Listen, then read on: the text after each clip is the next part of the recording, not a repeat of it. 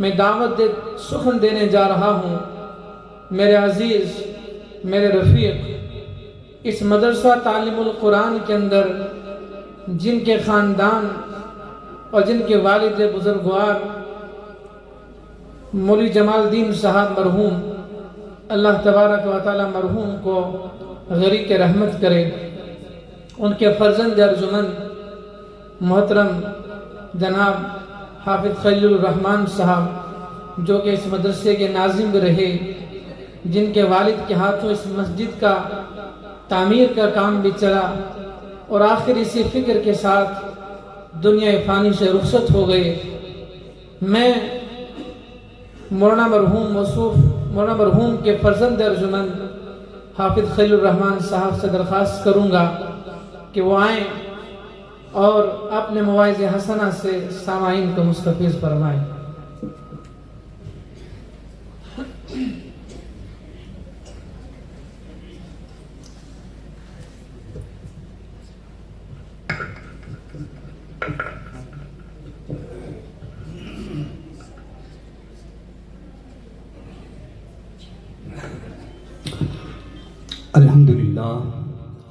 الحمد لله نحمده ونستعينه ونستغفره ونؤمن به ونتوكل عليه ونعوذ بالله من شرور أنفسنا ومن سيئات أعمالنا من يهده الله فلا مضل له ومن يضلل فلا هادي له ونشهد أن سيدنا وسندنا ونبينا وحبيبنا وشفيعنا ومولانا محمدا عبده ورسوله فقد قال الله تبارك وتعالى في كتابه المبين أعوذ بالله من الشيطان الرجيم بسم الله الرحمن الرحيم إن الذين قالوا ربنا الله ثم استقاموا تنزل عليهم الملائكة ألا تخافوا ولا تحزنوا وأبشروا بالجنة التي كنتم توعدون صدق الله قال رسول الله صلى الله عليه وسلم القرآن حجة لك وعليك رب اشرح لي صدري ويسر لي امري واحلل عقدة من لساني يفقهوا قولي ربنا زدنا علما عقلا وفهما والحقنا بالصالحين برحمتك يا ارحم الراحمين۔ انتہائی محترم و مکرم علماء کرام، محترم بزرگوں، نوجوان ساتھیوں، پیارے بچوں، السلام علیکم ورحمۃ اللہ وبرکاتہ۔ افراد کے ہاتھوں میں ہے اقوام کی تقدیر، افراد کے ہاتھوں میں ہے اقوام کی تقدیر، ہر فرد ہے ملت کے مقدر کا ستارہ، دین ہاتھ سے دے کر گر آزاد ہو ملت، ہے ایسی تجارت میں مسلمان کا خسارہ۔ اور انہی اشعار کو پنجابی الفاظ میں بڑے بہتر انداز میں کہا گیا، برے بندے نو میں لبن ٹوریا، برے بندے نو میں لبن ٹوریا پر برا نہ لبا کوئی، جدوں میں اپنے اندر حیاتی پائی میتھوں برا نہ کوئی، رحمت دا دریا الہی ہر دم وگدا تیرا، جے ایک قطرہ بخشے مینوں کم بن جاندا میرا۔ معزز سامعین، قرآن کریم کی آپ کے سامنے ایک آیت تلاوت کی ہے۔ قرآن دنیا میں آیا کیوں؟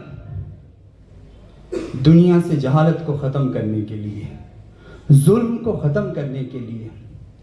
لوگ جو اپنے خالق کی معرفت کو بھول چکے تھے، اپنے مالک، اپنا پالنہار، اپنا مشکل کشا، اپنا حاجت روا، اس کو بھول چکے تھے اور انسان درندوں کی طرح زندگی بسر کر رہا تھا، جیسا کہ قرآن میں فرمایا گیا کہ جسے زندگی گزارنے کا پتہ نہیں ہے، اولئک کالانعام، یہ چوپائے ہیں، یہ مویشی ہیں، بل ہم اضل سبیلا، بلکہ مویشیوں سے بھی گزرا ہوا راستہ انہوں نے اختیار کیا۔ تو قرآن اس دنیا میں ہدایت کے لیے آیا ہے، یہ راستہ بتانے آیا ہے، جسے سکون نہیں ہے اسے سکون فراہم کرنے آیا ہے، جو پریشان حال ہے اس سے آرام دینے آیا ہے، جو بیمار ہے اس سے شفا بخشنے کے لیے آیا ہے، اور جو ظلم کی چکی میں پس رہا ہے اس سے نکالنے کے لیے آیا ہے، اور ظالم کے ہاتھ روکنے کے لیے آیا ہے۔ اور پھر قرآن کے بارے میں اللہ کے رسول صلی اللہ علیہ وسلم ارشاد فرماتے ہیں، ان اللہ یرفع بہذا الکتاب اقواما ویضع بہ آخرین، اللہ تعالیٰ قیامت کے دن اس قرآن کریم کے ذریعے ایک امت کو عزت دیں گے، اور قرآن پڑھنے والے ہوں گے رسوا ہوں گے، قرآن پڑھنے والے ہوں گے۔ اللہ تعالیٰ ارشاد فرمائیں گے خذوہ فغلوہ ثم الجحیم صلوہ، انہیں پکڑو جکڑو گھسیٹ کر جہنم میں ڈال دو۔ قرآن پڑھنے والا جہنم میں جا سکتا ہے؟ جبکہ ایک حرف میں 10 نیکیاں مل رہی ہے، پھر 20 نیکیاں 2 حرفوں پر، اور اس طرح ایک لمبی فہرست ایک صفحے پر کتنی نیکیاں اسے ملتی ہیں۔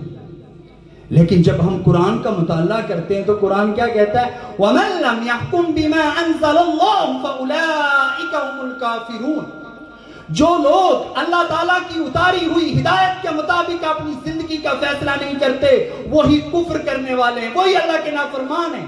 یا دوسری جگہ فرمایا وَمَن لَّمْ يَحْكُمْ بِمَا أَنزَلَ اللَّهُ فَأُولَٰئِكَ هُمُ الظَّالِمُونَ، جو لوگ اللہ تعالیٰ کی اتاری ہوئی ہدایت کے مطابق اس زندگی کا فیصلہ نہیں کرتے، وہی ظالم ہے، وہی فاسق ہے۔ یہ فیصلہ کیا ہے؟ کس چیز کا فیصلہ کرنا ہے؟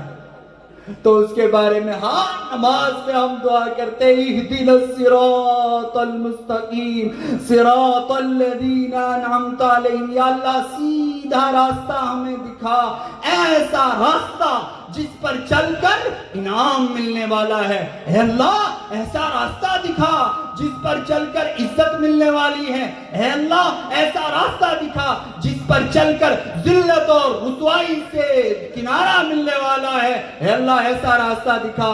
تو پھر راستہ قرآن کی شکل میں ہمارے سامنے موجود ہے۔ ایک شخص کو بخار ہے، وہ کیا کرتا ہے؟ بیمار ہوتا ہے، ڈاکٹر کے پاس جاتا ہے، ڈاکٹر اسے ایک نسخہ لکھ کے دیتا ہے۔ اب وہ نسخہ اس دوائی کا نام رٹ لیتا ہے، یاد کر لیتا ہے، اور رٹنے کے بعد اس کا بخار دور ہو سکتا ہے؟ ہرگز دور نہیں ہو سکتا جب تک نہ وہ اس نسخے کو کسی ڈاکٹر کے پاس لے جائے، اس سے دوائی لائے اور وہ دوائی استعمال کرے، اور جو تدابیر ڈاکٹر بتائیں ان پر عمل کرے، تب تک اس کا بخار دور نہیں ہو سکتا۔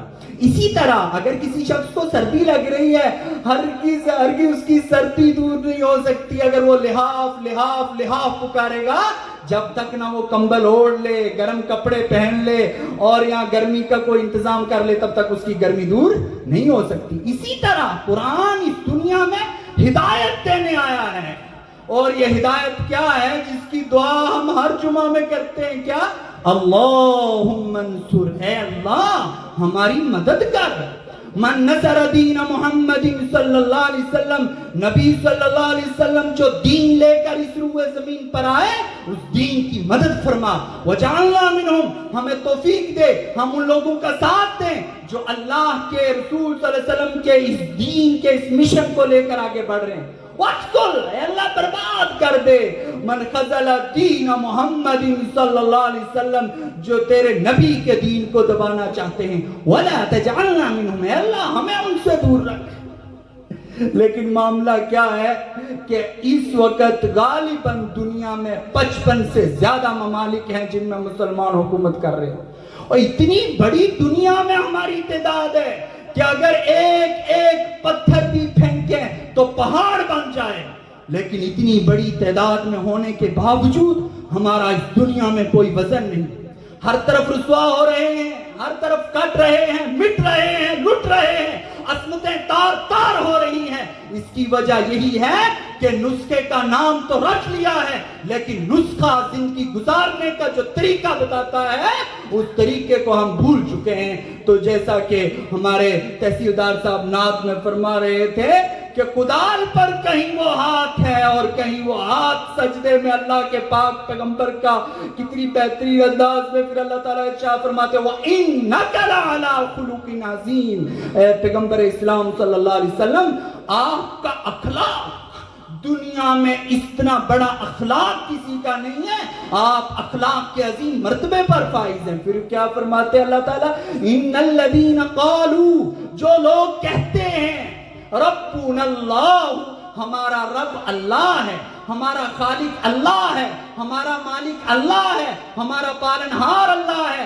ہمارا حاجت روا اللہ ہے، ہمارا مشکل کشا اللہ ہے، ہماری دعائیں سننے والا اللہ ہے، ثم استقاموا، پھر پوری زندگی اس کو ثابت کر کے دکھاتے ہیں، پھر پوری زندگی عمل کرتے ہیں، تو اللہ تعالیٰ ارشاد فرماتے ہیں تتنزل علیہم الملائکہ، ایسے لوگ ہیں جن کا آسمانوں میں ذکر کیا جاتا ہے، اللہ کے فرشتے جن پر نازل ہوتے ہیں، اللہ تخافوا، وہ کبھی ڈرتے نہیں ہیں، ولا تحزنوا، حالات کیسے بھی آ جائیں ان کا ایمان ڈگمگاتا نہیں ہے، وہ غمگین نہیں ہوتے، وَأَبْشِرُوا بِالْجَنَّةِ الَّتِي كُنْتُمْ تُوعَدُونَ، انہیں اس جنت کی بشارت دے دو جس کا ان کے ساتھ وعدہ کیا گیا تھا۔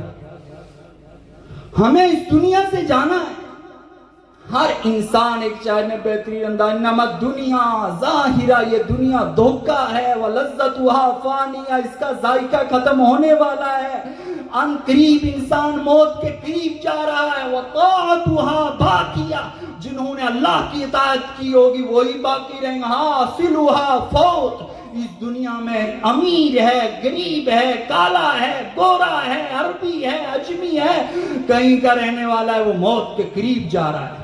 حاصل ہوا فوت، پلے فوتگی پڑ رہی ہے، چچا جا رہا ہے، باپ جا رہا ہے، بھائی جا رہا ہے، دوست جا رہا ہے، رشتہ دار جا رہا ہے، عزیز و اقارب جا رہا ہے، وآخرها موت، تو ایک دن خود بھی اس دنیا سے چلے جانا ہے۔ جب ہم یہاں آئے ہیں تو یوں ہی تو اللہ تعالیٰ نے ہمیں نہیں بھیج دیا، جس طرح جانوروں کا کام چرنا ہے اور چر کے اپنی غذا کا ہی مقصد حاصل کرنا ہے، پرندے ہیں صبح اپنے گھونسلوں سے نکلتے ہیں، شام کو دیر تک کھا پی کر اپنا پیٹ بھر کے اپنے گھونسلوں میں چلے جاتے ہیں، کیا ہمارا بھی یہی مقصد ہے؟ یہ مقصد نہیں ہے۔ کیوں؟ وَمَا خَلَقْتُ الْجِنَّ وَالْإِنسَ إِلَّا لِيَعْبُدُونَ، ہمیں اللہ نے بندگی کے لیے بھیجا ہے۔ یہ بندگی کیا ہے؟ یہ بندگی ہے ان صلاتی و نسکی و محیای و مماتی للہ رب العالمین، میرا مرنا، میرا جینا، میرا اٹھنا، میرا معاملات کرنا، میرا کاروبار کرنا، میرا بات کرنا، میرا سونا، سارا کچھ اللہ کے لیے ہے، لا شریک لا، اللہ کی مرضی کے بغیر اللہ کا کوئی بندہ اس کی مرضی کے بغیر کوئی کام نہیں کرتا۔ وَبِذَلِكَ أُمِرْتُ، کوئی مانے یا نہ مانے لیکن میں اس چیز کو مانتا ہوں۔ یہ ایک مسلمان کا عقیدہ ہونا چاہیے کہ قیامت کے دن ہم قریب ایسا دن آئے گا، ایک ایک ساتھ کی، ایک ایک پل کی، ایک ایک سیکنڈ کی پوچھ کچھ ہو جائے گی۔ جو طاقت اللہ تعالیٰ نے دی، جو صلاحیتیں دی، جو آنکھیں دی، کان دیے، پیر دیے، ہاتھ دیے، آج ہم اپنے ہاتھ سے کسی چیز کو چھونا چاہتے ہیں، ہاتھ انکار نہیں کرتا، فوراً آگے بڑھ جاتا ہے۔ ہم چلنا چاہیں پیر آگے بڑھ جاتے ہیں، رفع حاجت بیٹھنا چاہیں فوراً ہو جاتی ہے۔ یہ ساری باڈی اللہ تعالیٰ نے انسان کے ماتحت رکھی ہے، تو کیا کہا؟ ان الدنیا خلقت لکم وانکم خلقتم للآخرہ، یہ دنیا اور اس دنیا میں جو کچھ میں نے بنایا یہ آپ کے لیے ہے، لیکن آپ کو دنیا کے لیے نہیں بنایا ہے، تم دنیا پرست نہیں بنائے گئے، وانکم خلقتم للآخرہ، تمہیں آخرت کے لیے بنایا گیا ہے۔ یا یوں فرمایا وما هذه الحیات الدنیا الا لہو ولعب وان الدار الآخرۃ لہی الحیوان لو کانوا یعلمون، یہ دنیا اور اس دنیا میں جو کچھ ہے دھوکہ ہے، نظر کا دھوکہ ہے، عقل کا دھوکہ ہے، انسان کے شعور کا دھوکہ ہے۔ تو اچھی چیز کیا ہے؟ فرمایا الکیس من دان نفسہ وعمل لما بعد الموت والعاجز من اتبع نفسہ وہوا وتمنى علی اللہ۔ آپ میں سب سے بڑا ہوشیار، سب سے بڑا چلاک، سب سے زیادہ ذہین، سب سے زیادہ سربلند ہے وہ آدمی جو اس دنیا میں رہ کر آخرت کی تیاری کرے۔ والعاجز، بڑا بے وقوف ہے وہ آدمی، بڑا احمق ہے وہ آدمی، بڑا نادان ہے وہ آدمی جو قرآن کی بات پر نہیں چلتا، جو اللہ کے رسول صلی اللہ علیہ وسلم جو مشن لے کر اس زمین پر آئے اس مشن کا حامی اور مددگار نہیں بنتا اور اللہ سے جھوٹی امیدیں لگا کر رکھتا ہے۔ فرمایا اللہ سے شخص کا جھوٹی امیدیں لگانا اس کے کسی کام نہیں آئے گا۔ تو ہم سب کو یہ سوچنا چاہیے کہ آج جو میں صبح بستر سے اٹھا ہوں کہیں ایسا نہ ہو یہ میری زندگی کی آخری صبح۔ جب بستر پہ انسان جائے تو یہ سوچے کہ آج کہیں میری بستر میں آخری شام تو نہیں ہے، ظہر کا وقت آ رہا ہے، انسان ہوش کر لے، کھڑا ہو جائے، کام چھوڑ دے، اللہ کے گھر کی طرف دوڑ پڑے۔ پڑے اور ذہن میں یہ تصور کر لے کہیں یہ میری زندگی کی آخری نماز نہ ہو جسے میں قضا کر رہا ہوں. تو جب ہم اس خالص نیت کے ساتھ اللہ تعالیٰ کے دین کی سربلندی کے لیے جدوجہد کریں گے تو اللہ تعالیٰ کیا ارشاد فرماتے ہیں, فَاذْكُرُونِی, آپ مجھے یاد کرو, اذکرکم, میں آپ کو یاد کروں گا. اور جسے اللہ یاد کرے گے اس سے کوئی خسارہ نہیں آ سکتا. وَاشْكُرُوا، اور میرا شکر ادا کرو ہر حال میں. وَلَا تَكْفُرُونَ، اور میری کبری ناشکری نہ کرنا. یا یوں فرمایا گیا یا ایھا الذین آمنوا استعینوا بالصبر والصلاۃ ان اللہ مع الصابرین، کہ جب آپ اسلام پر چلیں، آپ پر حالات آ جائیں، مشکلات چاروں طرف سے آپ کو گھیر لیں، شریعت پر چلنا آپ کے لیے بڑی مصیبت ہو، لیکن کیا کہا؟ آپ کا ایمان کہیں ڈگمگانا چاہے، صبر اور نماز سے مدد حاصل کرنا. پھر کہا ان اللہ مع الصابرین، اللہ ان لوگوں کے ساتھ ہے جو صبر کرتے ہیں. اور ہم نے دیکھا غزوہ بدر میں مسلمانوں کی تعداد کتنی کم ہے، اور کفار دشمنان اسلام جو اسلام کو جڑوں سے اکھاڑنا چاہتے تھے، کس طرح سے اللہ تعالیٰ نے صحابہ کرام کی مدد کی.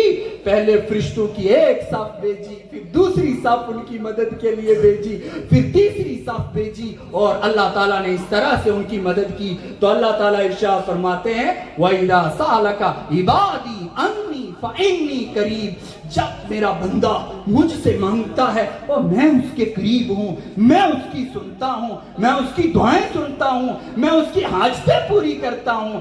لیکن سب سے پہلی بات یہ ہے کہ ہمارا زندگی کا جو مشن تھا، جس مقصد کے لیے اللہ تعالیٰ نے ہمیں اس زمین پر بھیجا تھا، اس مقصد کو ہم بھول چکے ہیں. اور جب ہم نے بلا دیا تو کیا ہو گیا؟ ضربت علیہم الذلۃ والمسکنۃ وباءوا بغضب من اللہ، یا یوں کہ ظہر الفساد فی البر والبحر بما کسبت ایدی الناس. یہ جو خشکی اور تری کا فساد پھیل چکا ہے، یہ اللہ کا بھیجا ہوا عذاب نہیں ہے، بلکہ انسان کے اپنے دونوں ہاتھوں کی کمائی ہے. اور آپ کا خالق، آپ کا مالک، آپ کا معبود، پالنہار، مشکل کشا چاہتا ہے کہ آپ اس کمائی کا مزہ چکھیں جو انسان نے اپنے ہاتھ سے خود تیار کی ہے.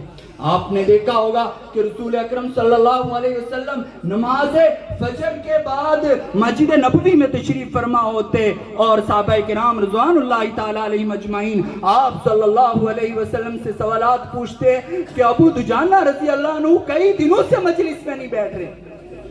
تو صحابہ کرام رضوان اللہ تعالی علیہم اجمعین نے شکایت کی، یا رسول اللہ صلی اللہ علیہ وسلم آج کل ابو دجانہ ہماری مجلس میں نہیں بیٹھتے. تو دوسرے دن نبی اکرم صلی اللہ علیہ وسلم نے ابو دجانہ کو پکڑا اور کہا اے ابو دجانہ کیا بات ہے، ہماری مجلس میں کیوں نہیں بیٹھتے؟ کہا یا رسول اللہ صلی اللہ علیہ وسلم، میرے پڑوسی کی کھجوریں پک چکی ہیں، اس کی کچھ ٹہنیاں میرے صحن میں ہیں، رات کو پرندوں کی چڑچڑاہٹ کی وجہ سے کھجوریں میرے صحن میں گر جاتی ہیں. اے اللہ کے پاک پیغمبر، میں اس لیے جلدی چلا جاتا ہوں کہ میرے بچے وہ کھجوریں نہ کھائیں جو ان کا حق نہیں ہے. قرآن ہمیں یہ درس دیتا ہے. کیا ہمارے معاملات ایسے ہیں؟ اللہ کے رسول صلی اللہ علیہ وسلم نے ایک موقع ہے کہ حضرت عمر بن خطاب رضی اللہ عنہ کو بازار میں دیکھا، اور آپ صلی اللہ علیہ وسلم نے پوچھا اے عمر، اتنی کڑکتی ہوئی دھوپ میں آپ بازار میں؟ کہا یا رسول اللہ صلی اللہ علیہ وسلم، بچے کئی دنوں سے اصرار کر رہے ہیں گھر میں کچھ اچھا پکایا جائے، تو کئی مہینوں بعد میرے پاس چند درہم و دینار آئے ہیں اور میں چاہتا ہوں کہ کچھ گوشت لے جاؤں اپنے بچوں کو کھلاؤں. تو اللہ کے رسول صلی اللہ علیہ وسلم نے ارشاد فرمایا کہ اپنے پڑوسی کے لیے جب آپ اچھا پکائیں اپنے پڑوسی کے لیے بھی لے جائیں. اگر بوٹیاں نہیں دے سکتے، تری شوربا اپنے پڑوسی کو پہنچائیں، وہ بھی نہیں پہنچا سکتے تو اپنی کھڑکی اس طرف سے بند کر لیں تاکہ آپ کے پکانے کی خوشبو سے آپ کا پڑوسی بھی پریشان نہ ہو. پنجاب کے ایک بڑے شاعر ہیں سلطان باہو، تو بڑے مفصل انداز میں کہ حج بھی کیتی جاندے ہو لہو بھی پیتی جاندے ہو، حج بھی کیتی جاندے ہو لہو بھی پیتی جاندے ہو، کھا کے مال یتیماں دا پج مسیتی جاندے ہو، فٹ دلاں دے سیتے نہیں ٹوپیاں سیتی جاندے ہو. او بندے ہو مینوں سمجھ نہیں آندی کی کیتی جاندے ہو. ہمارا مقصد اس زمین میں عدل قائم کرنا ہے، احسان کا معاملہ رکھنا ہے، قرابت داروں کا لحاظ کرنا ہے، پڑوسیوں کے ساتھ تعلقات رکھنے ہیں، یتیموں کے ساتھ احسان کا معاملہ کرنا ہے۔ اور جب ہم قرآن پر چلتے ہیں، یقین ماننے کہ کیا یہ بات کسی کو نہیں معلوم کہ مومن قاری نظر آتا ہے، حقیقت میں ہے قرآن۔ جب مسلمان اس زمین پر چلتا ہے تو وہ ایک عادل، ایک مبشر یا ایک عبدالحمید یا ایک لیاقت نہیں ہوتا، وہ چلتی پھرتی اللہ کی کتاب ہوتی ہے، وہ اللہ کا قرآن چلتا ہے۔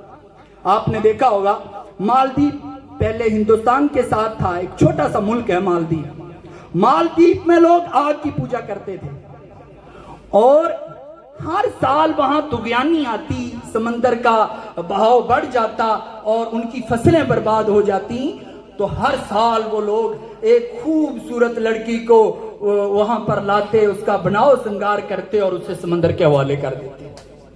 اور مالدیپ کیونکہ ہوائی جہاز اب چل رہے ہیں، مالدیپ سے سمندری راستے سے لوگ حج پر جاتے تھے، یا عرب کے تعلقات مالدیپ کے ساتھ بہت زیادہ تھے۔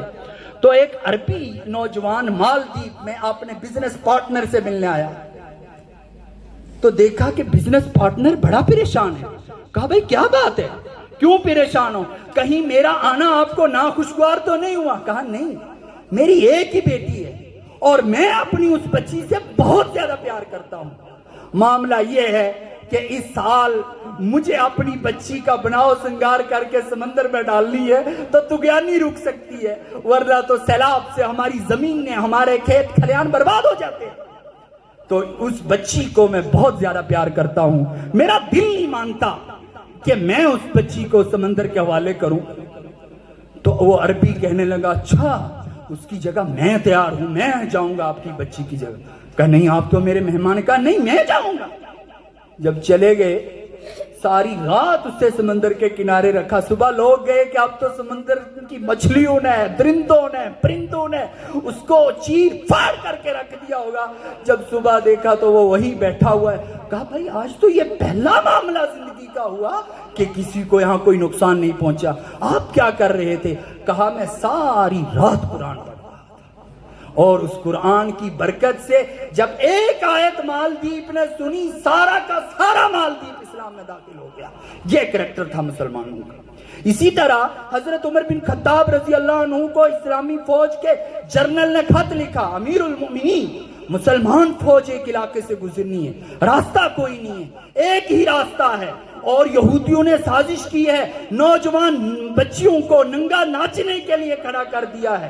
اے امیر المؤمنین، یہ امت مسلمہ کی یہ نوجوان فوج جب ادھر سے گزرے، ان کی ان بچیوں پر نظر پڑے، ایسا نہ ہو ان کا ایمان ڈگمگا جائے۔ تو امیر المؤمنین نے اس خط کا جواب لکھا، قُلْ لِلْمُؤْمِنِينَ يَغُضُّوا مِنْ أَبْصَارِهِمْ وَيَحْفَظُوا فُرُوجَهُمْ ذَلِكُمْ أَزْكَىٰ لَكُمْ إِنَّ اللَّهَ خَبِيرٌ بِمَا يَصْنَعُونَ۔ یہ آیت لکھی، فوج کے اس جنرل کو دے دی اور کہا جاؤ فوج کو یہ آیت سنا دو اور وہاں سے چلو جہاں یہ لڑکیاں ننگی ناچ رہی ہیں۔ ایک آیت سنائی، نوجوان جماعت ہے اور نظریں نیچے کی ہوئی ہیں کہ جا رہے ہیں۔ جب سب لوگ چلے گئے، چند نوجوان پیچھے رہ گئے، تو ان لڑکیوں نے پکارا ہے لوگو تم اندھے ہو گئے ہو، یہ شباب، یہ حسن و جمال، یہ خوبصورتی تمہیں کیا ہو گیا ہے؟ کہا اندھے نہیں ہوئے ہیں، سارے کے سارے اللہ کا قرآن سن کر آئے۔ کہا ہمیں بھی وہ قرآن سناؤ۔ تو قرآن کی ایک آیت سنائی کہ آپ ان ایمان والوں سے کہہ دیجئے اپنی آنکھوں کی حفاظت کریں، اپنی شرمگاہوں کی حفاظت کریں۔ اگر تم نے یوں ذرا سا جہان کر بھی دیکھا، میں تمہاری آڑ ہوں، میں تمہیں دیکھ رہا ہوں، تم میری پکڑ سے ہرگز نہیں بچ سکو گے۔ ایک آیت پڑھنی تھی کہ ساری کی ساری لڑکیاں اسلام میں داخل ہوتی ہیں۔ لیکن آج جب ہم کہتے ہیں کسی کو کہ آپ کون ہیں، مسلمان ہیں، یا اسلام کے بارے میں لوگوں کو تعارف کیا ہے، یہ باہر کسی ممالک سے آیا ہوا کوئی دین ہے، اور ان مسلمانوں کو نہ اس ملک سے دلچسپی ہے، نہ یہاں کے لوگوں سے دلچسپی ہے، نہ یہاں کے یتیموں سے دلچسپی ہے، نہ یہاں کے محتاجوں سے دلچسپی ہے۔ یہ اسلام کا نقشہ ہم نے دنیا میں رکھا، اور لفظ مسلمان جس کے بارے میں فرمایا گیا جب ہم پڑھتے ہیں لا الہ الا اللہ محمد الرسول اللہ، پڑھنے سے پہلے ناپاک تھا اب پاک ہو گیا، پہلے خدا کے غضب کا مستحق تھا اب اللہ کا پیارا ہو گیا، پہلے جہنم میں جانے والا تھا اب جنت کے سارے دروازے اس کے لیے کھول دیے گئے۔ کیا صرف اس کلمے میں اتنی طاقت ہے؟ اگر اس کلمے میں اتنی طاقت ہوتی تو ابو لہب کلمہ نہ پڑھتا، ابو جہل کلمہ نہ پڑھتا، عتبہ کلمہ نہ پڑھتا، شیبہ کلمہ نہ پڑھتا۔ وہ لوگ جانتے تھے کہ اس کلمے کو پڑھ کر کئی چیزیں چھوڑنی ہیں اور کئی چیزوں کو اختیار کرنا ہے، لیکن اسلام کی سربلندی کے لیے ہمارے جن نوجوانوں کو کام کرنا تھا، ہمارے بزرگوں کو کام کرنا تھا، ہم نے مل کر لفظ مسلمان کو اتنا ذلیل کر دیا۔ مسلمان ہے اور زنا کرتا ہے، مسلمان ہے اور شراب پیتا ہے، مسلمان ہے اور قمار باز ہے، مسلمان ہے اور سود خور اور رشوت خور ہے۔ اگر وہ ساری چیزیں جو بندہ اسلام کو نہ جاننے والا کر سکتا ہے وہی اگر مسلمان بھی کرے تو مسلمان کی اس دنیا میں ضرورت کیا ہے؟ اسلام تو نام ہی اس تحریک کا تھا جو ساری دنیا سے بد اخلاقیوں کو مٹانے کے لیے اٹھی تھی۔ اس نے اس نام پر ان چیتا آدمیوں کی جماعت بنائی تھی جس میں پتھر مار مار کر ہلاک کر دینی تھی، کوڑے برسا برسا کر کھال اڑا دینی تھی، حتیٰ کہ سولی پر چڑھا دینے کی ہولناک سزائیں اسی لیے مقرر کی تھی کہ جو جماعت دنیا سے زنا مٹانے اٹھی ہے خود اس جماعت کے اندر کوئی زنا کرنے والا نہ ہو۔ جس جماعت کا کام دنیا سے ظلم ختم کرنا ہے خود اس کے اندر کوئی ظالم نہ ہو۔ جس جماعت کا کام شراب کا استحصال ہو وہ خود شراب خوروں کے وجود سے خالی ہونی چاہیے۔ یہ تب ہوگا جب ہم قرآن کو اپنے سینوں میں لگائیں گے، ایک ہی آیت پڑھیں، اس کو سمجھیں۔ قرآن باتیں کرتا ہے، راستہ بتاتا ہے، اور گھروں میں جو دراڑیں پڑ جاتی ہیں انہیں سمیٹتا ہے، محلوں میں جو دراڑیں پیدا ہو جاتی ہیں انہیں اتحاد میں بدلتا ہے، اور ملک میں جو بد امنی ہے اس سے اتحاد کا پلیٹ فارم دیتا ہے۔ ساری دنیا جو اس وقت انتشار کا شکار ہے اور ایک ایسا منظم سسٹم چاہتی ہے جس میں امن ہو، مساوات ہو، بھائی چارگی ہو، لیکن اس کو پھیلانے کے لیے عزم، ہمت اور ارادے کی ضرورت ہے۔ جب تک نہ ہم قرآن کو اپنے دل سے لگائیں گے اور جب تک نہ ہم قرآن پر عمل کریں گے تب تک ہم دھوکہ دے رہے ہیں اپنے آپ کو، اپنے عیال کو اور اس دنیا میں بسنے والے انسانوں کو۔ قرآن جو ہے یہ عملی نمونہ ہے اس کا، پیغمبر اسلام محمد الرسول اللہ صلی اللہ علیہ وسلم۔